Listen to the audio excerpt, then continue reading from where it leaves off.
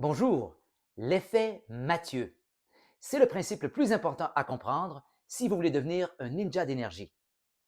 En un mot, ça veut tout simplement dire que plus vous accumulez de l'énergie, plus vous en attirez. Et le nom étrange de ce principe vient d'un passage mystérieux de l'évangile de Matthieu qui va comme suit. On donnera à celui qui a, et il sera dans l'abondance. Mais à celui qui n'a pas, on ôtera même ce qu'il a. Je vous l'accorde, cette affirmation radicale semble injuste et paraît contredire le message général des évangiles, mais je le vois plutôt comme un avertissement impératif de rester éveillé et de développer sa force intérieure. Et plus vous deviendrez sensible à votre énergie intérieure, plus cette loi deviendra évidente pour vous. D'abord, je vais brièvement expliquer ce que ce principe implique pour l'état de votre énergie à un point donné dans le temps. Ensuite, je vais vous montrer comment ça marche et pourquoi c'est important. En premier lieu, vous devez savoir que cette loi s'applique à tout type d'énergie, comme par exemple l'énergie physique, l'énergie sociale, l'énergie sexuelle, l'énergie intérieure, qui sont toutes interreliées, évidemment. La meilleure façon de comprendre cet effet Mathieu, c'est de regarder les cas extrêmes. Par exemple, si vous vous sentez déprimé ou vous avez une gueule de bois, votre énergie est tellement basse que vous arrivez à peine à la faire remonter, même avec une intention ou une volonté très concentrée. Croyez-moi, je parle par expérience et ce n'est pas un truc très agréable.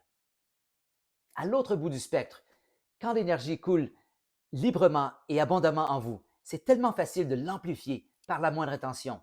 Laissez-moi vous partager mon expérience personnelle.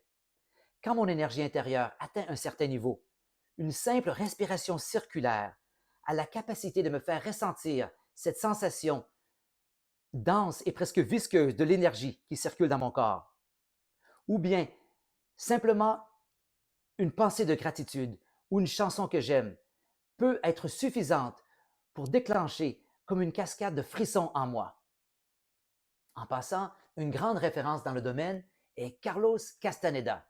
Dans ses livres, il enseigne qu'on doit avoir de l'énergie disponible si on veut en obtenir davantage.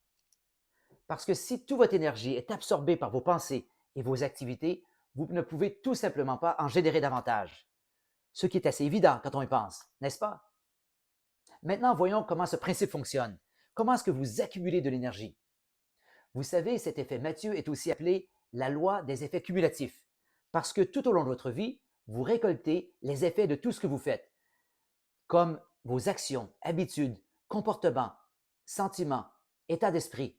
Et avec le temps, ceux-ci vont se cristalliser dans votre esprit, votre corps et votre énergie.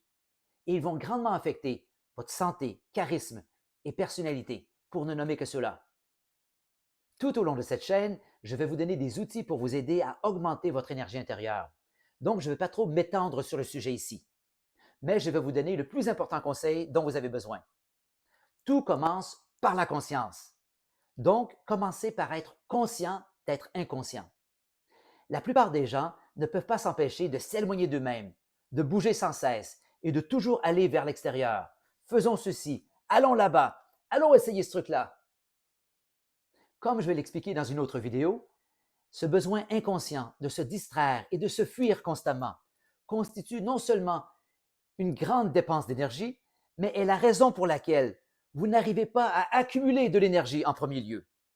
Donc, en un mot, devenez plus centré et cultivez votre force intérieure et vous commencerez à conserver et à accumuler plus d'énergie. Et quand vous comprenez ceci, votre parcours énergétique n'a plus de limite. Merci pour votre présence et à la prochaine.